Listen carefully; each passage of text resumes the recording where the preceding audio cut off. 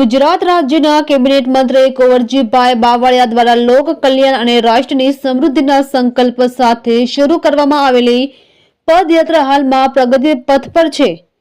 20 ડિસેમ્બરે પવિત્ર યાત્રાધામ ઘેલા સોમનાથ મહાદેવના આશીર્વાદ સાથે શરૂ થયેલી આ પદયાત્રામાં મોટી સંખ્યામાં શ્રદ્ધાળુઓ અને નાગરિકો ઉત્સાહભેર જોડાઈ રહ્યા છે।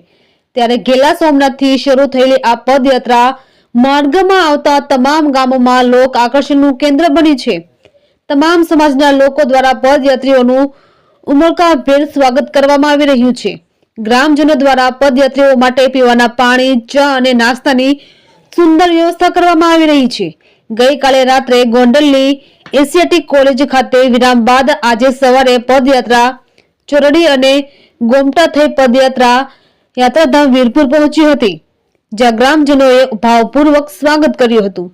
ત્યારે પદયાત્રી કુંવરજીભાઈ બાવળિયાએ પૂજ્ય જલારામ બાપાના મંદિરે દર્શન કરીને શીશ ઝુકાવ્યું હતું અને પોતાએ ઘેલા સોમનાથ શરૂ કરેલી પદયાત્રા સોમનાથ સુધી નિર્વિઘ્ને પરિપૂર્ણ થાય તેવી પ્રાર્થના પૂજ્ય જલારામ બાપાના શરણોમાં કરી હતી।